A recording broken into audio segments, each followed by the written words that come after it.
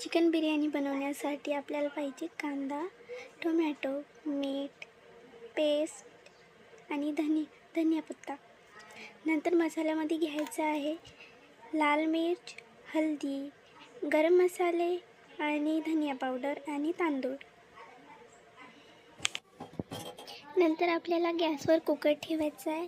Cooker थोडंसं गरम झाल्यानंतर त्यात टाकायचं आहे तेल.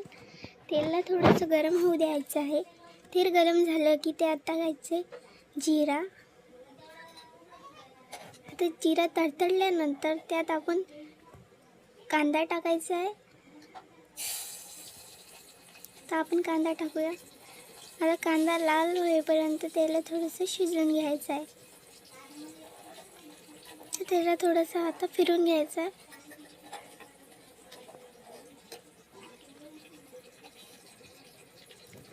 नंतर त्यात पेस्ट टाकायची आहे. पेस्टची रेसिपी जर तुम्हाला हवी असेल तर कमेंट करा. माझ्या चॅनलला सबस्क्राईब करा. आता टाकायची धनिया.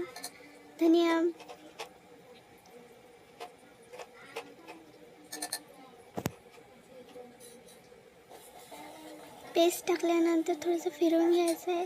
आता पेस्टला थोडंसं शिजवून घ्यायचं आहे.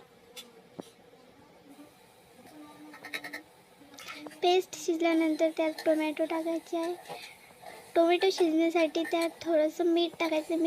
मीठ टाकलं तर ते लवकर शिजतात, लवकर मऊ होतात टोमॅटो, म्हणून त्याच्यात टाकायचं आहे आता मीठ टाकलं तर त्याला फिरून घ्यायचं आहे थोडंसं. ते फिरवल्यानंतर याला थोडंसं टोमॅटो शिजेपर्यंत राहू द्यायचं आहे. टोमॅटो शिजल्यानंतर त्यात टाकायचं आहे मसाले. तर मसाले टाकून घ्यायचे आणि त्याला फिरून घ्यायचं. आता मसाल्याला शिजू द्यायचं थोडंसं पाणी टाकून. पाणी आपण जे चिकन शिजवलं आहे त्याचंच पाणी वापरायचं. त्यानं भाजी आपली टेस्टी होते, भाजी पण आणि बिर्याणी. तर आता याला फिरून घ्यायचं आहे.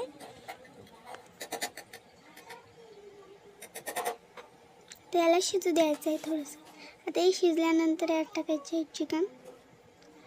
तर चिकन सोडूया. त्याला फिरून घ्यायचं आहे. हे फिरवल्यानंतर थोडंसं पाणी टाकून यायला थोडंसं शिजू द्यायचं आहे. तर पाणी टाकायचं आहे. आता पाणी तेच आहे, चिकनचं पाणी घेतलं आहे आपण. ते नसेल तर दुसरे पाणी घेऊ शकतो. त्याच्यावर झाकण ठेवून आपण यायला शिजू द्यायचं आहे. यानंतर आपल्याला तांदूळ धुवून घ्यायचं आहे. आता आपण हे शिजलं का बघूया. तर हे शिजलेलं आहे. आता यात तांदूळ धुतलेले टाकायचे आपल्याला. तर आता तांदूळ टाकून घेऊया. तर आता तांदूळ धुतलेले टाकून घेतले आहे.